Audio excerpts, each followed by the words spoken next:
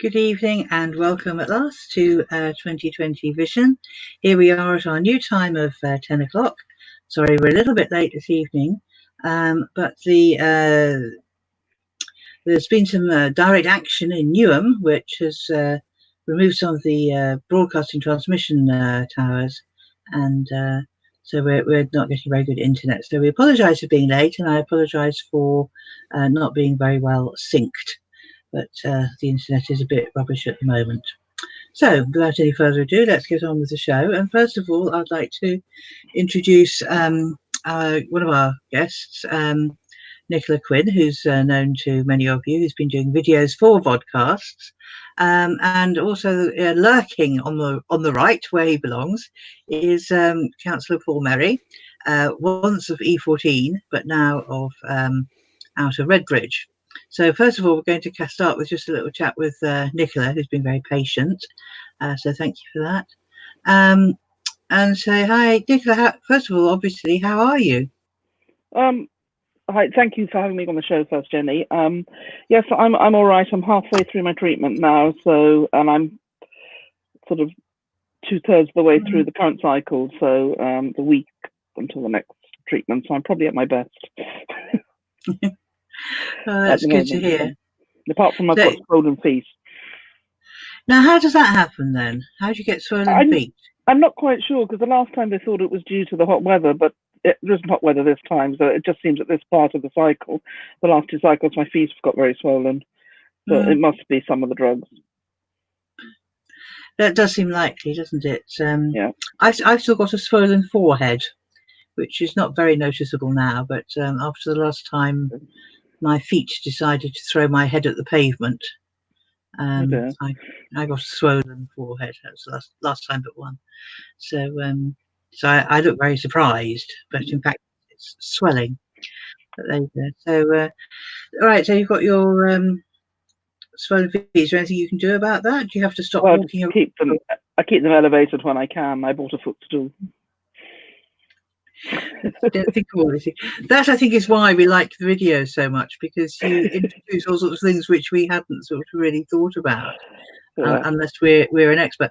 If you'd like to say hi to Nicola, you're welcome to ring into the studio.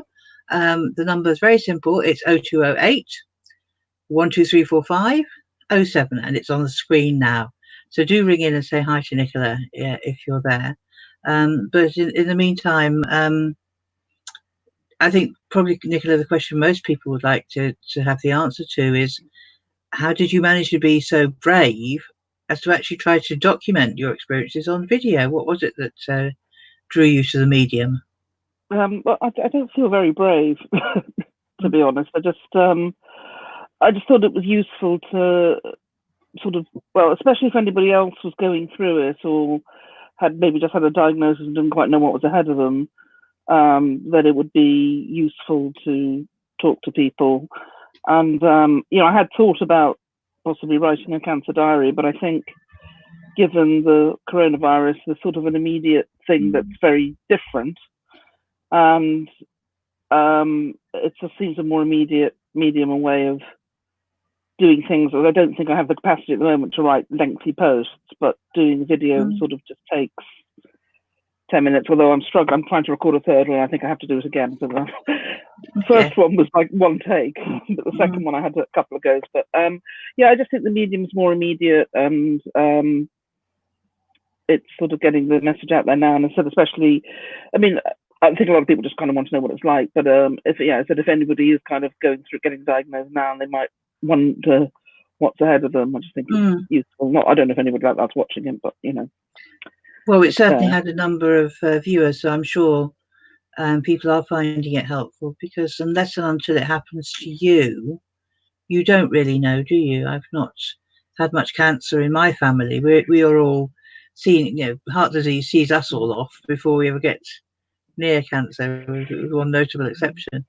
But so I can talk quite a lot about cardiac issues, but not about cancer. Had you come across cancer before? Had you had anyone close to you? Well, I had. I mean, my stepmother had cancer. I mean, she had actually had breast cancer some time ago, but more recently she had lymphoma, and she died last year. So, but even though, I mean, it was a long time ago, and I didn't really kind of know what went on when she had the breast cancer. And more recently, it was all just so. In the end, it was quite sudden, so it was all kind of just visiting hospital, seeing her very poorly, but not really knowing. Yeah, not getting that kind of insight into the journey, because it was all very sort of sudden at the end. So what have you learned it from it turned out that my aunt actually had breast cancer as well 10 years ago, but I didn't know. Well, we didn't always talk about it 10 years ago, did we? Or always talk about it in families even. So I think particularly women now, I think, are talking a lot more and a lot more openly and sharing a lot more about reproductive health and about other issues that affect us too, which has got to be good. So, although of course not everybody has had their cancer in the middle of a corona crisis. So, have you been? Has it been possible to go out to get to a hospital for your chemo? Well, I mean, that's it. The only time I'm allowed to leave the flat is to go to the hospital. So I go for a blood test the day before the chemo, and then I go for the chemo. But that's it. Unfortunately, because I'm in a flat, I can't go out and wander around the estate. The oncologists have advised me not to.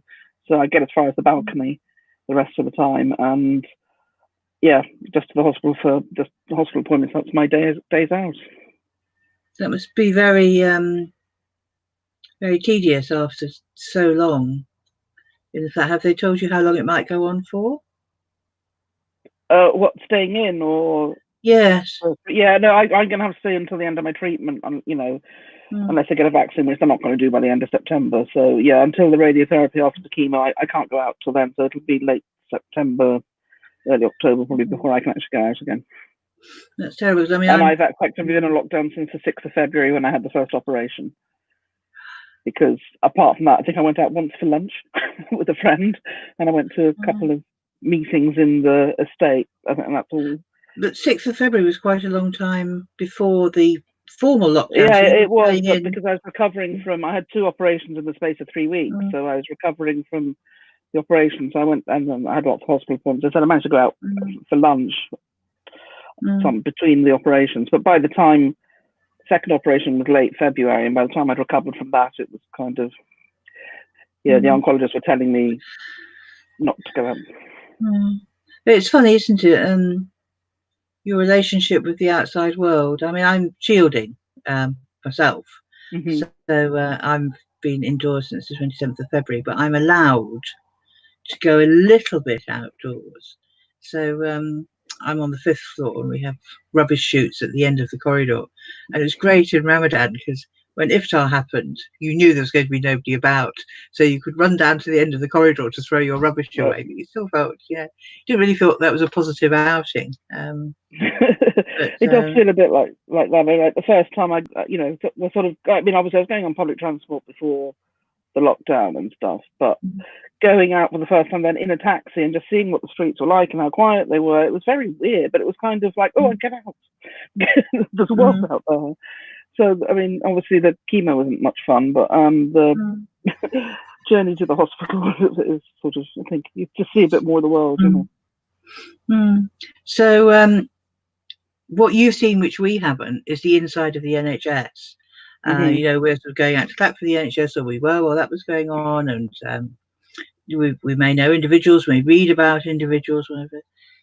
What's it like inside a hospital? How are the staff coping? Well, I mean, it's interesting. I've been told that basically in the cancer departments, that basically all the junior doctors have been moved to coronavirus. They're very stretched because it's the consultants only. So, and certainly in the early stages, when I was still going to the hospital for appointments, it was chaos. I mean, the waits were long. The consultants sort of saying the situation was changing hourly. First chemo thing, they were all in a meeting at one point in the afternoon. They like all the nurses just kind of left us hooked up. I mean, I think there were 1 or 2 still around, but yeah, it certainly seemed fairly chaotic inside the cancer department. And the first chemo, I was waiting 6 hours, but it was because they had to run a test, and again, because the oncologists were being pulled about 12 directions, it took them ages to get to look at the blood test. So it was chaotic. It seems a lot more orderly now, and they have procedures for going in. Although, interestingly, at Barts, you have to kind of queue to get in. You know, you stand 2 meters apart in the queue. I think London did that as well, because I go to London for the blood test now because it's nearer. But you know, they're very strict, and you get inside the door and they squirt hand sanitizer at you or point you towards the hand. So you have to use hand sanitizer. Then they ask you to answer a questionnaire where they go through all the coronavirus symptoms, and you know, if you have any, you know, they're not going to let you in to check you don't have any. Then when you go on with the chemo, they take your temperature before they let you in and ask a few more questions. So they've actually now started taking the temperature downstairs as well.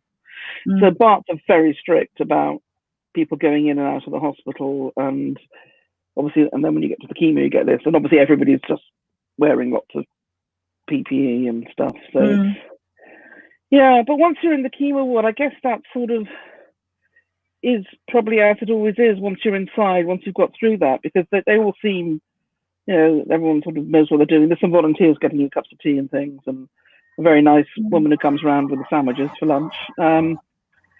So obviously the chemo specialist nurses are all there, and they're sort of doing what they've always done, I guess. I mean, I sort of try to ask about the shifts, but so I mean, some of them are having very long shifts, but I don't know if that's normal or not. It's definitely a bit more, as I said, it's definitely a bit more chaotic, and obviously that they had this meeting for one session where they all disappeared, but you know, it seems to be running. It's certainly got smoother than the other times I haven't had to wait or anything. Do you think?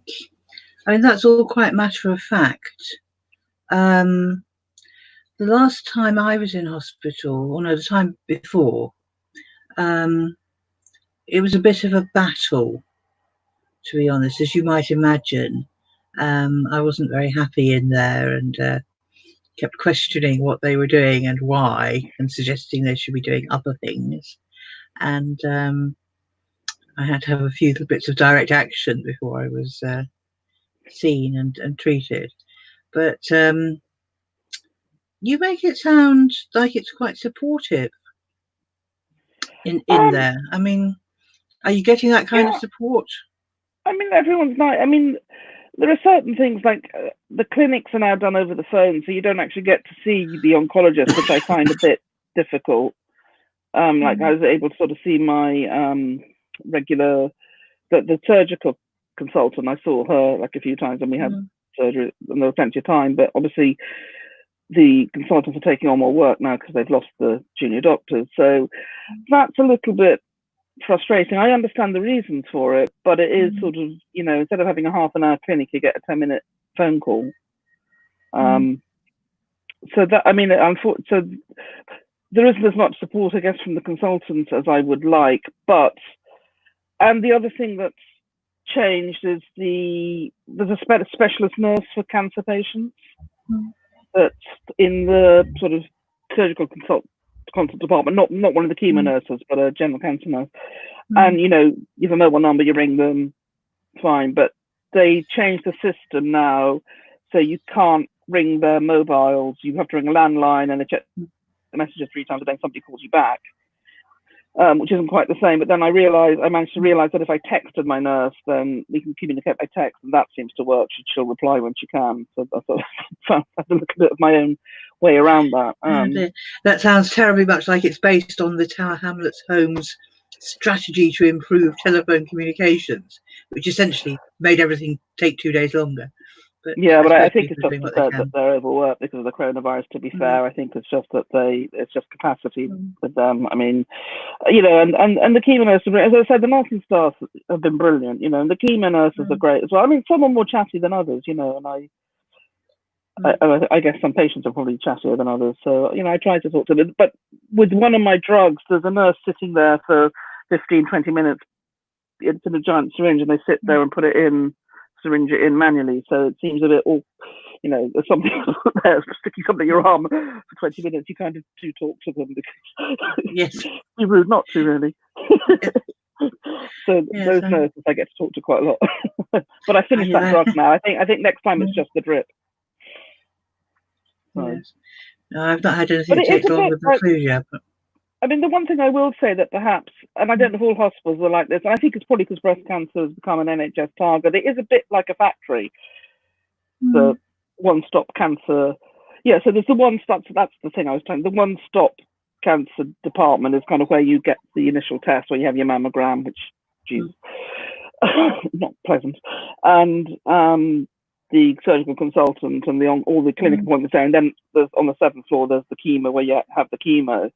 So, I mean, there's good things and bad things about that sort of feeling, because obviously it's good that the NHS are targeting it and trying to make breast cancer, make sure it isn't fatal anymore, and you get seen within 2 weeks.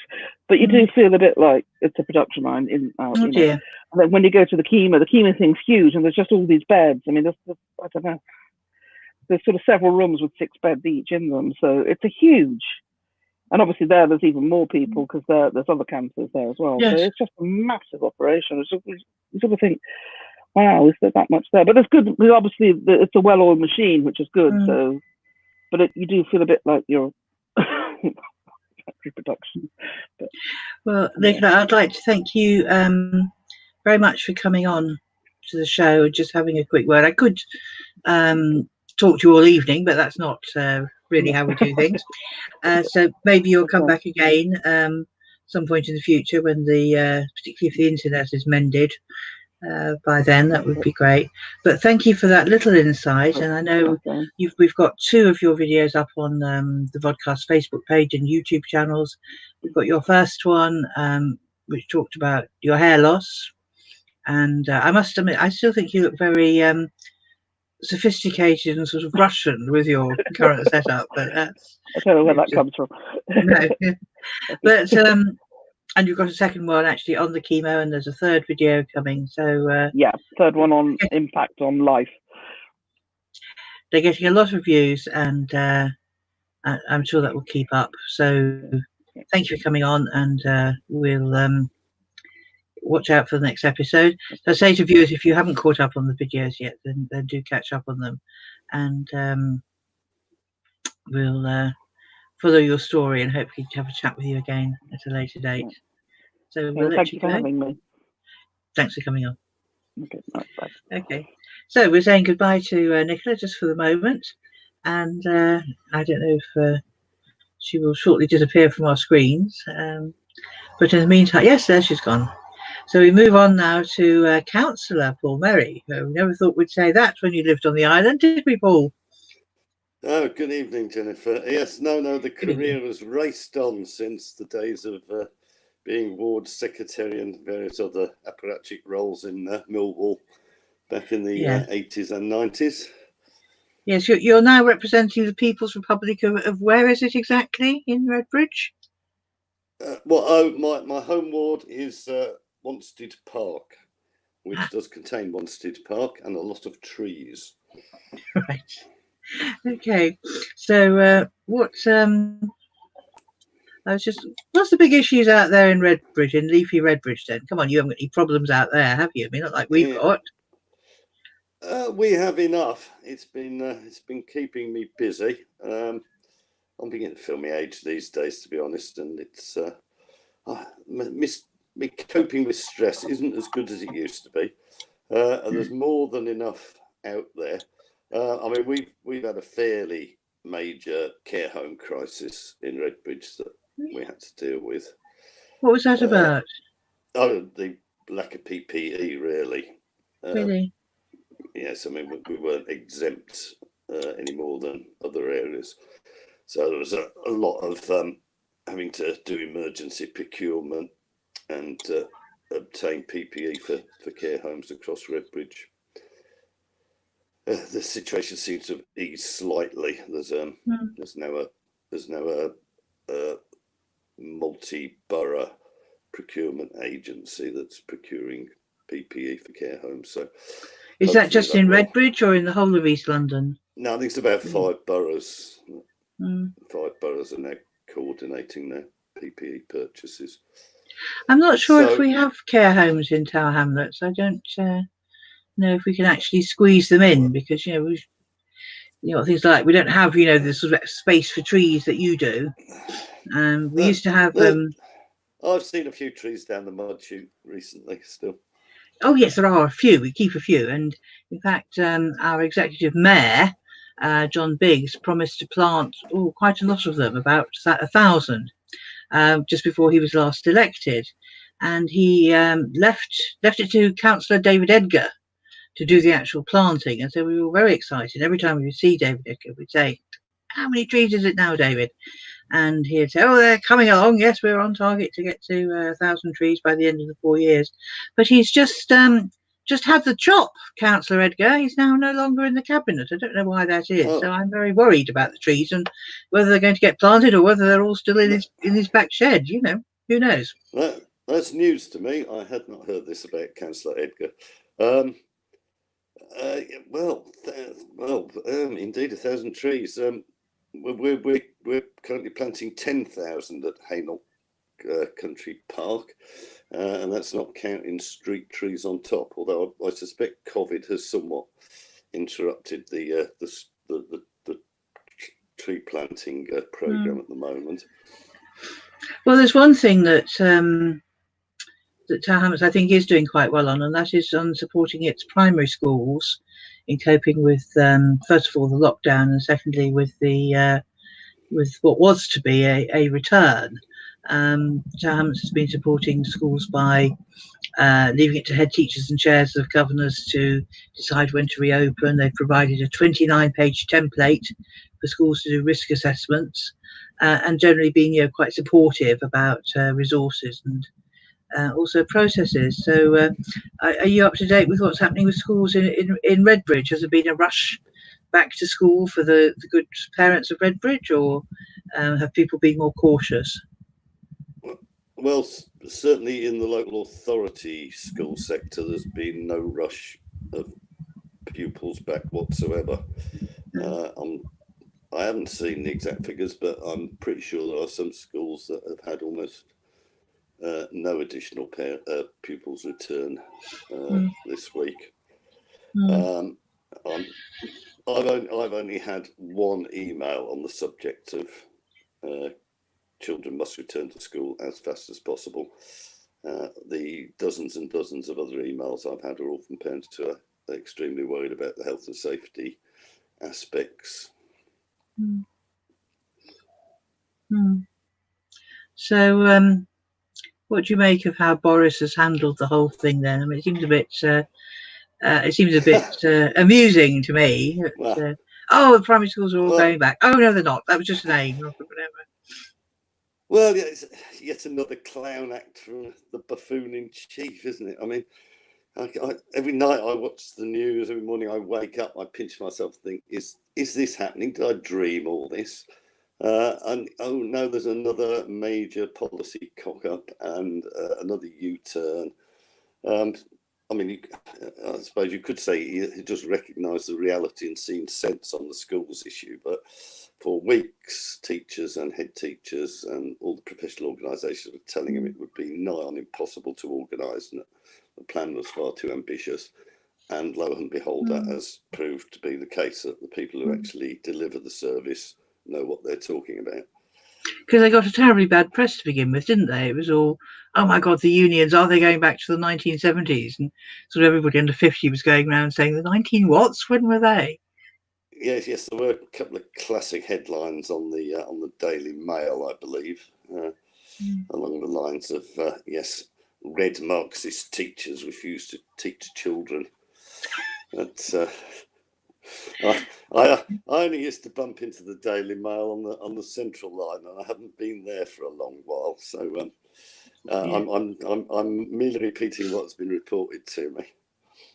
And we're going to get shops opening again on Monday, although they have to do it safely. And so that's, I think, almost everything back open again. Well, yes, it's probably being rushed by about 2 or 3 weeks for my liking, I would say. But I am a bit of an anti-risk taker, a bit of a man for safety. But if it was left, if it had been my decision, I wouldn't have been easing the lockdown for 2 to 3 weeks, really. We will have to see where the figures go, but I personally haven't been rushing off down to any markets in Ridley Road or North Weald Airfield or Well, if you're about anywhere. if you want to go to a market, don't go to Dagenham, because apparently they're shutting theirs. It's been closed during the lockdown anyway, but it's not going to open. That's the latest news in Dagenham. More bad news for Dagenham. Yeah, but there's on the other hand, they are. Let me just scroll down. I tend to try to give out the East London headlines. That is the big news in Barking and Dagenham at the moment. That the Dagenham market is to close. The leader of the council is distraught because they don't like that proposal, but it's happening.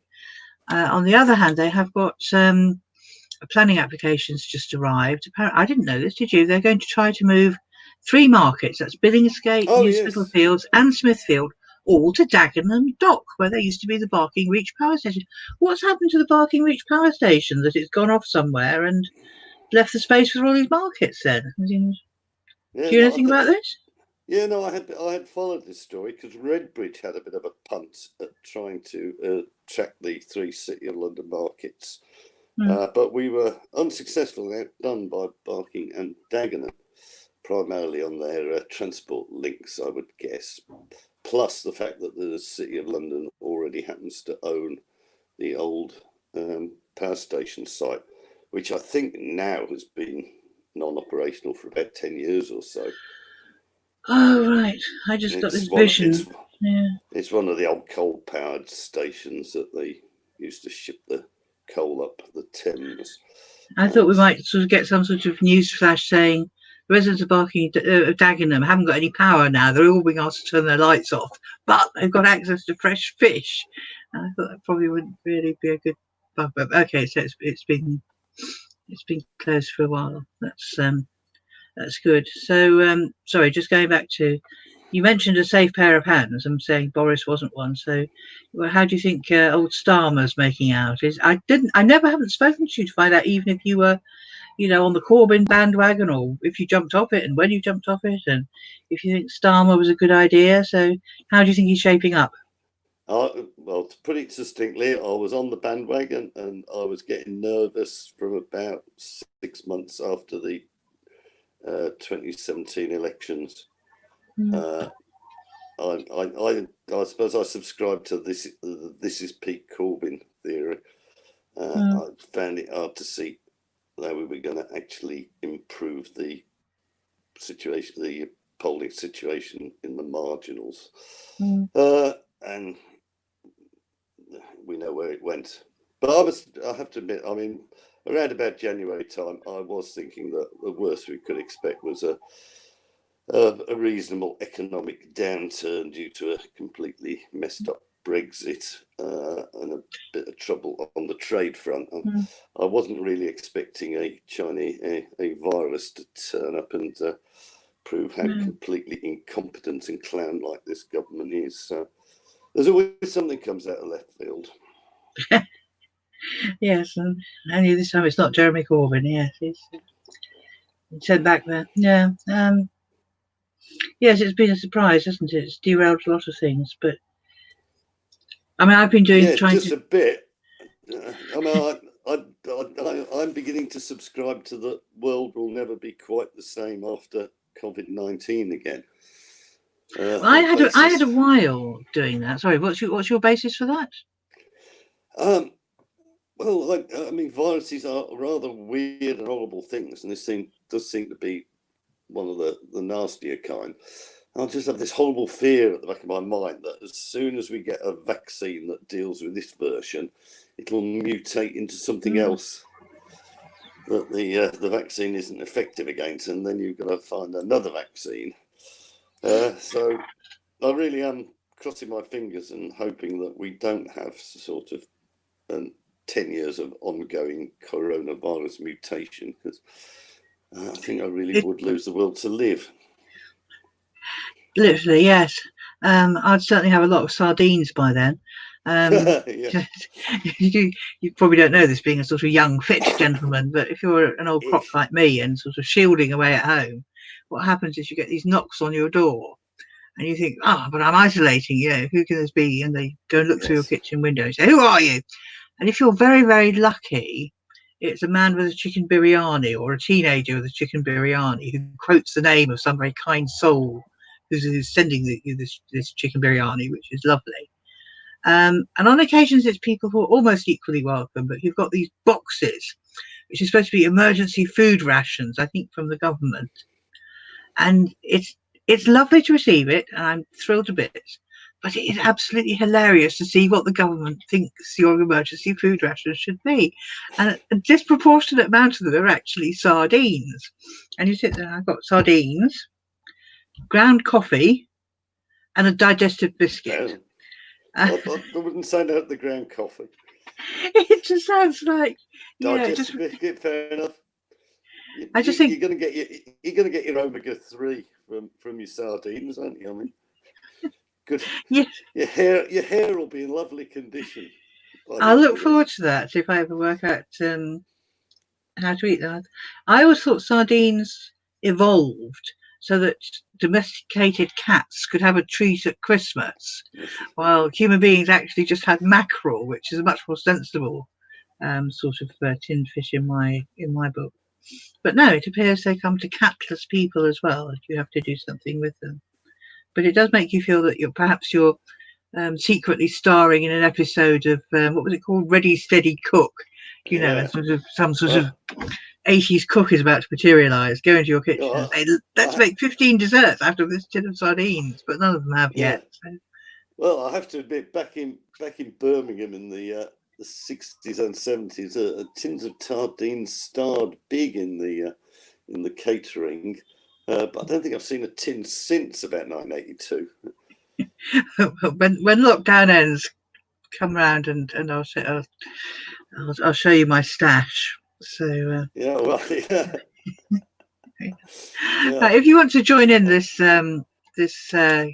chaotic conversation, then do ring the studio 0208 and then some other numbers 0208 12345 07. So you can phone up, join in.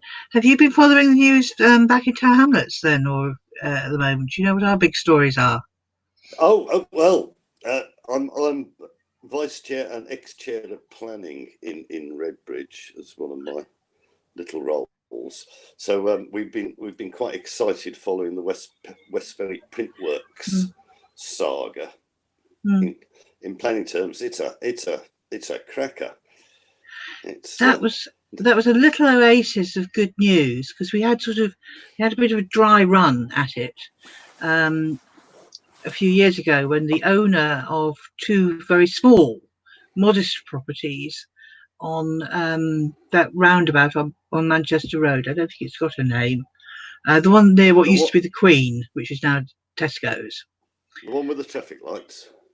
No, the other side, the eastern side of the island, where the Queen used to be. Glen Terrace and all that.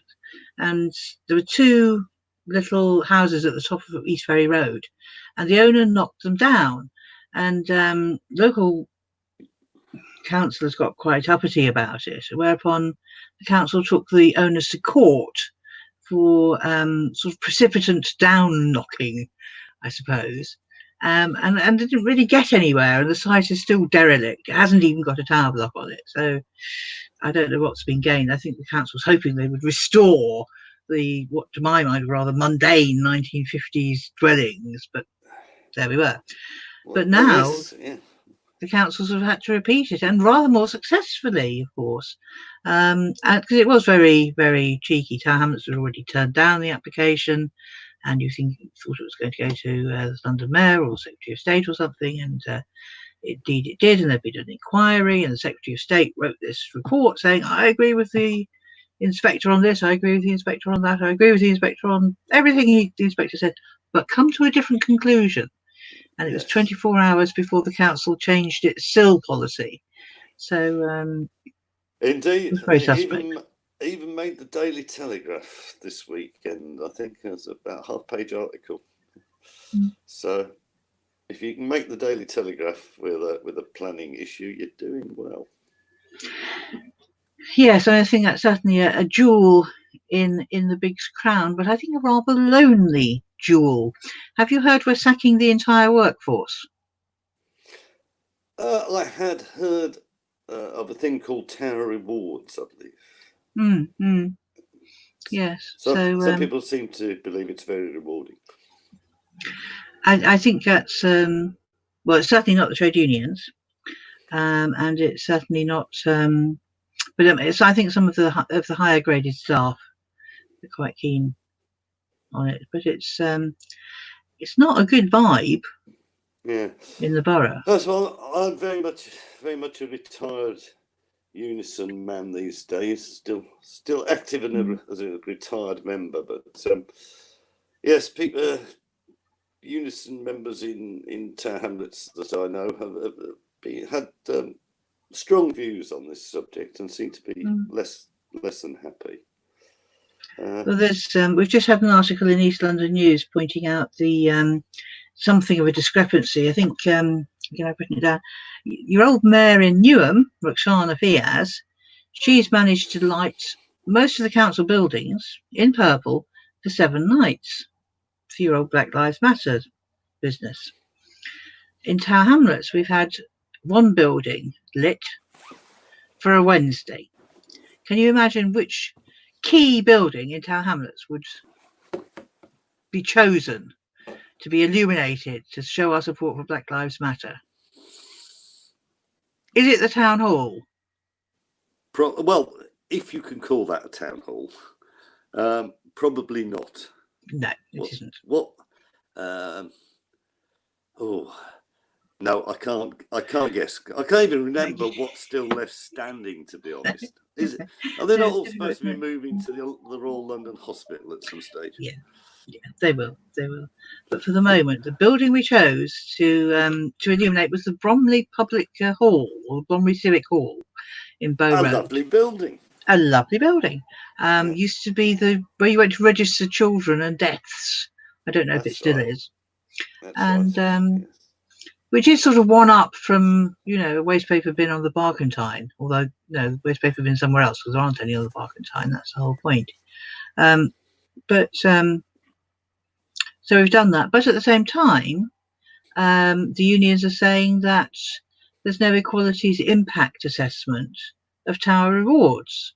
So given that it's all the lower grades, SO2 and below, that are not getting any pay increases, but are losing, various shift allowances and so on, as a package, it detrimentally affects the BAME staff, who are more represented in the lower than the higher grades. So it seems to be a bit of an odd move to take at the same time as you're going around saying that Black Lives Matter. So that's our big thing in Tower Hamlets. But, I don't know what your workforce is like in terms of representative.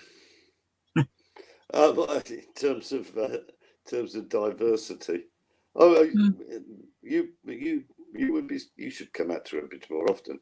It's way more diverse than you think. We now have a higher BAME population than Hackney. No. I think. Yep. Blimey. I think 52% of Redbridge is BAME and born outside of the UK, which is a higher figure than Hackney these days, which is down to about 46% BAME. Well, I promised not to keep you all evening, so bless you. Fantastic though this is, we need to begin to draw to a close so that you can that's all right. Go and water the garden. No, that's right, you haven't gone yet. Just want to run through the headlines. The latest with Tower Rewards is that Unison has now made a formal offer to the council to go to ACAS for mediation. So we'll have to see if the mayor picks that up. In my day as a rep, I used to dream of going to ACAS. Never got there. It might offer a solution. We'll see if that helps. Otherwise, they may have to reballot.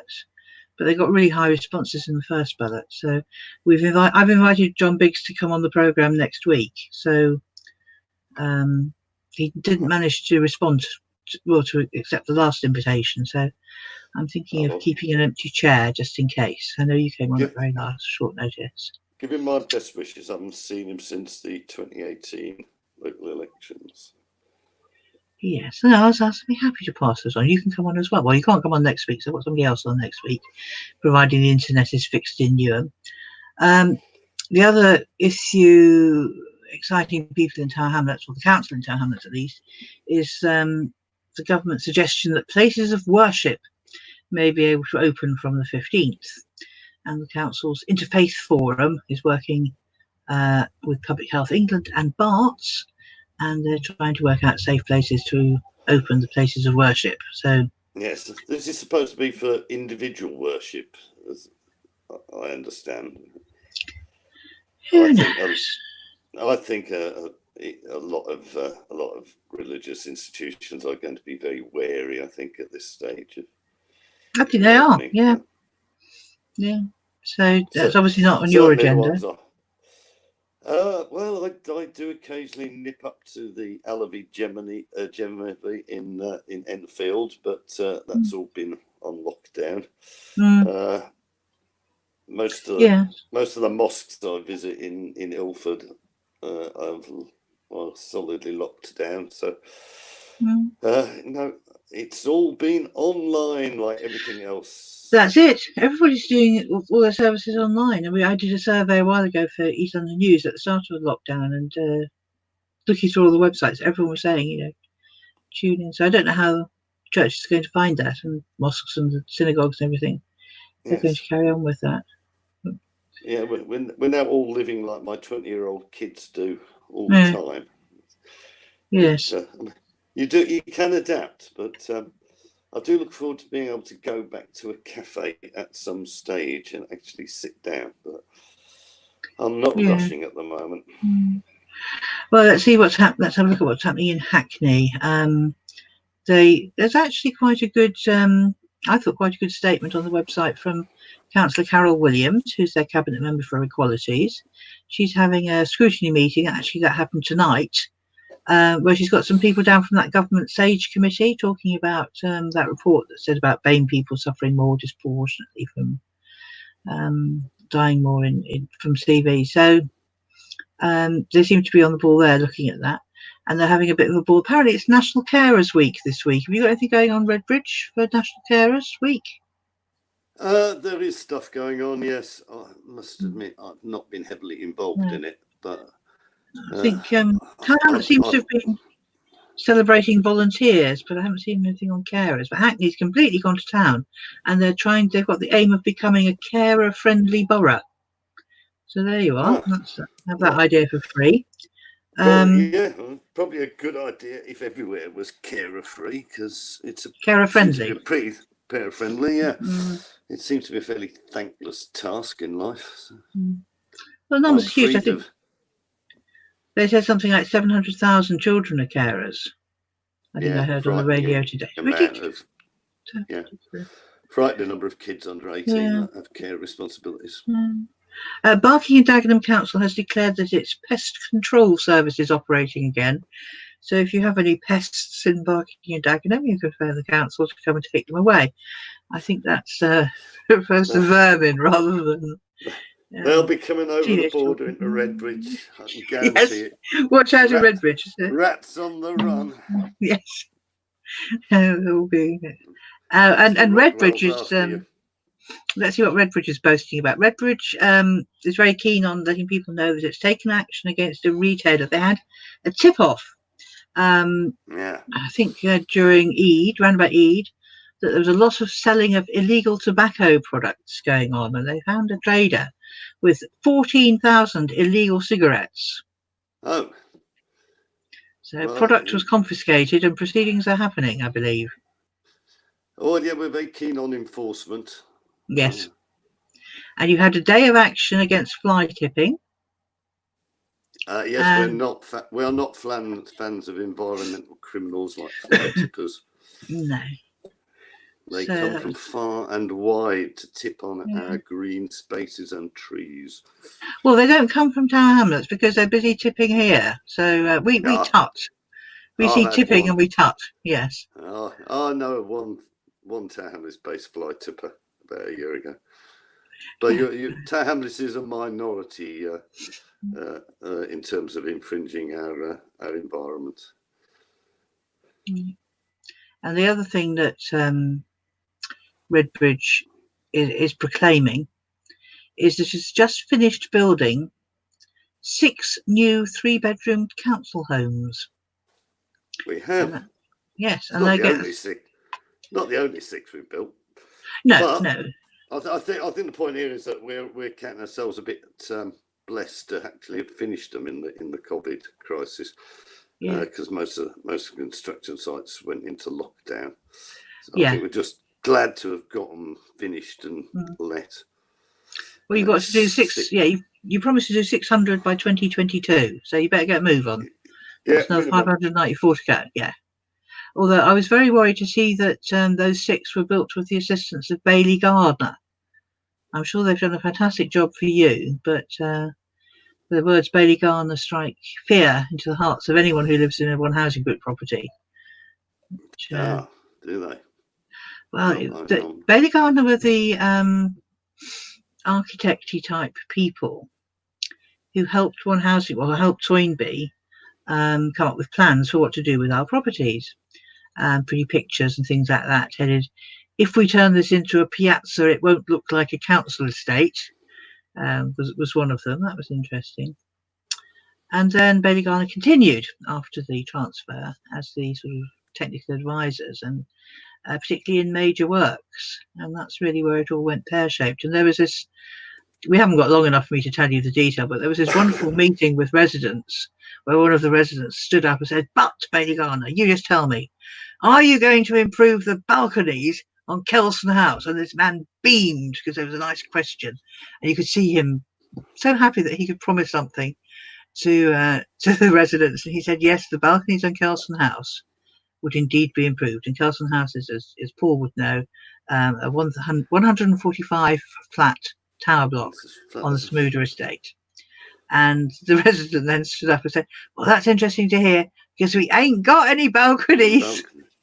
No, it's a flush-clad building, as I remember. Yeah, exits one rather deflated man from Bailey Gardner. So, and I think in the end, Bailey Gardner and One Housing Group parted company, not particularly to any good effect in One Housing Group, but well, that's a whole other story. So because of lockdown, I've not had a chance to look at them, but no, I will have that chat with my cabinet member for housing at some stage. I hadn't heard any murmurs. People seemed happy with them, so maybe they've got new staff these days. Well, Paul, maybe they haven't. Well, I think they were quite a big operation, but when they did the survey for One Housing Group, prior to One Housing Group taking over, and the very, very first stock condition survey, they presented it, and somebody said, "Well, but you haven't actually been inside any of the properties. How have you done this stock condition survey?" And they said, we're so experienced. We're using our knowledge of what conditions similar buildings across London would be like. And we're assuming that these are all the same. So, Kingsbridge, or, it's sort of 1945 construction, and Smoother with its 60s construction, and St John's and Barkentine with their mixed constructions. It was all assessed on that basis. So that was very interesting. But but I have to be careful. Sorry? Yes, the ways of surveyors are a mystery to me as a mere consultation and regen person. Well, I have to be careful how much I talk about One Housing Group. Very technical. It brings on my PTSD if I do that. Paul, it's been lovely speaking to you. Sadly, nobody's rung in, but that's because people are very shy about ringing in, and we know that, and we're going to plug away until we do persuade them to ring in. And it would be lovely, Paul, to see you again in the future, and perhaps with a little better internet. I know that my lip sync is bad, and your microphones, your earphones aren't working that well, so we should perhaps meet up to run through the tech again, and then we can try to get an even better show. Well, us oldies are all having to learn new stuff at the moment, so that's just the way it is. Practice makes perfect. We may have months to practice this online stuff. So if we ever go back to normal face-to-face meetings, I think we might do that. But I think I quite like this medium as a way of getting across discussions, and certainly on the podcast platform, we're able to do a lot of very different shows. Some just single people straight to camera. I will give a plug for the Daroon show, if I can remember the name of it. I think it's the Daroon show, which I do, although it's one where the presenters talk a lot about Islam, which is not my major interest. I quite like that. It's my guilty pleasure. That's show late at night. So I'm quite a fan of that. And we have other bits and pieces. And tell you what it's good for as well, being a station with potentially quite a large Bangladeshi audience, although not exclusively. We're able to link speakers who are actually in different countries, and that's interesting. You know, you can sort of get 3 speakers who are in Bangladesh, or bring in somebody who's in the States talking to somebody who's in Italy, and I think that's really good. Yes, we couldn't do that when we were younger. Well, no, I mean it was very much relying on face-to-face meetings, wasn't it? And not getting that much. The machines. Oh God, here we go. Right, well, before we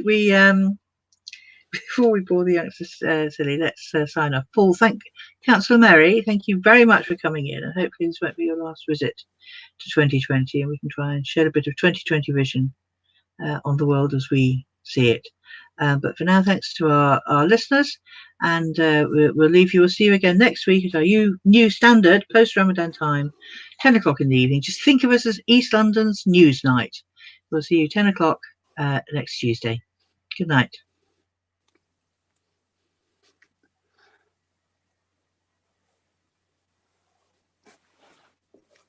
Oh, am I good?